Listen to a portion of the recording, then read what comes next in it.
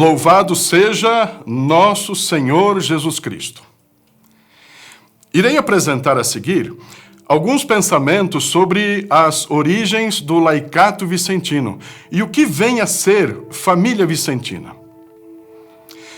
Vicente de Paulo, ele trabalhou de forma esplêndida com os leigos de seu tempo e atribuiu a eles a missão de servirem os pobres de seu tempo. É aí que está a origem do trabalho leigo vicentino. Acreditar no leigo, dar-lhe tarefas, dar-lhe atribuições, mostrar que eles também são responsáveis pela Igreja de Jesus Cristo. E vejam, isso foi uma constante na vida de Vicente de Paulo. Vou dar alguns exemplos. Ele trabalhou como tutor dos filhos do Senhor Comé, enquanto ele se preparava para os seus estudos de teologia. Mais tarde, numa pequena escola em Bizet, sul da França, ele ganhava dinheiro para se manter nos estudos. Depois, como pároco em Clichy, sua primeira paróquia, ele se deu conta da necessidade da formação dos leigos e dos candidatos ao sacerdócio. A família de Gondi aparece em sua vida. Ali, ele torna-se professor dos filhos do casal. Ele torna-se conselheiro da senhora Gondi. Ele torna-se formador de todo o pessoal que trabalhava na casa, a quem ele dava instrução religiosa. No pequeno lugarejo de Folleville, as histórias que todos nós conhecemos muito bem, mas que, como pano de fundo, aparece a sua preocupação constante em preparar bem o sermão, dar catecismo todos os dias durante a missão.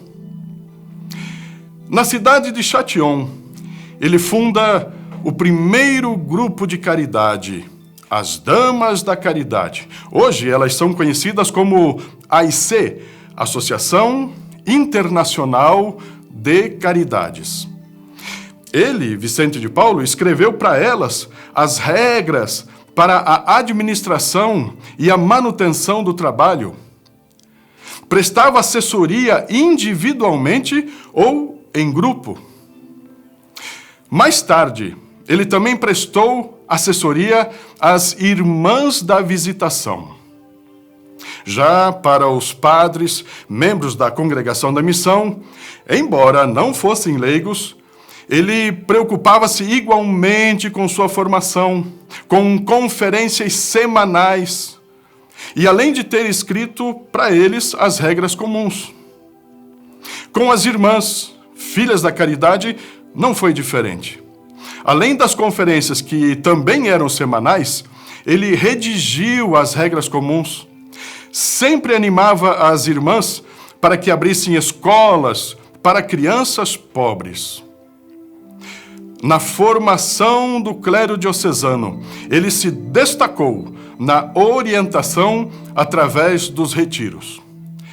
Fundou aproximadamente 20 seminários e mais de 12 mil recém-ordenados participaram de seus retiros. E sem contar que ele foi diretor espiritual de um número sem fim de homens, de mulheres, que buscavam orientação para as suas vidas. Este breve resumo mostra o quanto Vicente de Paulo dedicou-se à formação de padres, de irmãs, mas também sem se esquecer dos leigos e leigas, fundando confrarias de caridade por onde ele passava em missão e envolvendo-os no serviço aos mais pobres.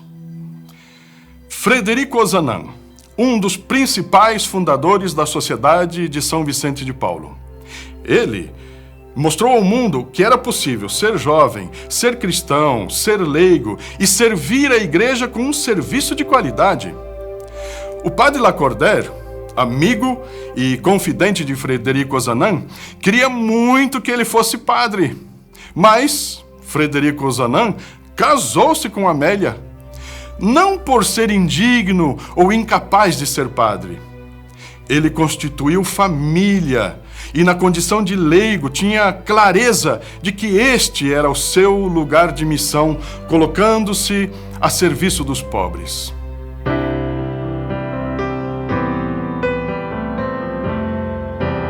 Certa ocasião, um bispo de uma diocese do interior do estado de São Paulo, ele disse durante um encontro da Sociedade de São Vicente de Paulo: basta ser vicentino.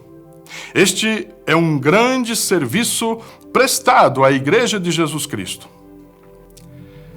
Você concorda com este bispo?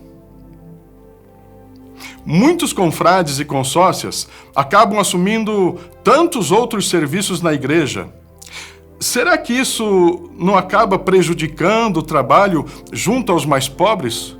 Justamente eles que já são os mais esquecidos deste mundo?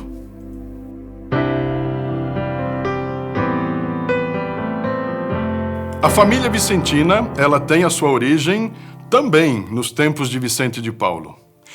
Mesmo sem eles terem esta noção de que estariam dando início ao que chamamos hoje família vicentina, eles nos mostraram como agir em colaboração, agir juntos. Vou dar alguns exemplos.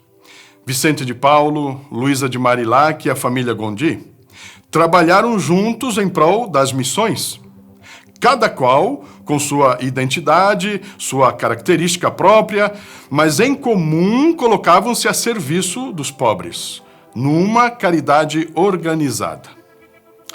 Frederico Ozanam e a irmã Rosalie Randi, um outro belo exemplo. Um aprendeu com o outro.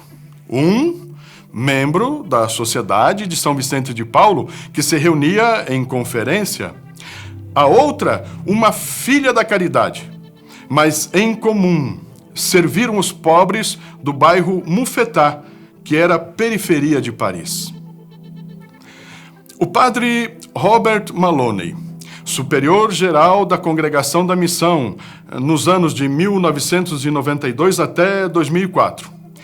Ele tomou uma iniciativa, em meados da década de 90, de convidar os superiores maiores dos grandes ramos, associações e congregações que bebem, que se alimentam da espiritualidade vicentina, para criarem a Família Vicentina Internacional, conhecida como FANVIM.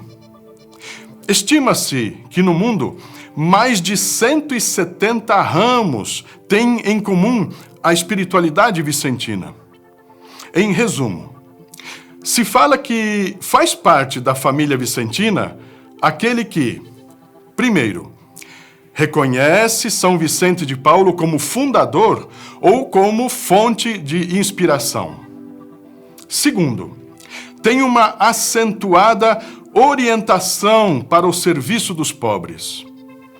E terceiro, tem uma espiritualidade baseada na figura de São Vicente de Paulo, com ênfase especial na caridade concreta e prática, vivida na simplicidade e na humildade. A família vicentina continua o seu processo de organização e envolvimento do maior número possível de mulheres, de homens, jovens, adolescentes e crianças, que, espelhados em Vicente de Paulo, sirvam com amor afetivo e efetivo os mais pobres de nossos dias. O Brasil tem o Conselho Nacional da Família Vicentina, conhecido como FAVIBRA. Sua sede está localizada na cidade de São Paulo. No Brasil, são mais ou menos 23 ramos que têm em comum a espiritualidade vicentina. Onde você mora? Quais são os ramos existentes da família vicentina? Você conhece outros ramos da família vicentina? O que é que você conhece sobre eles? Vocês têm algum trabalho em comum?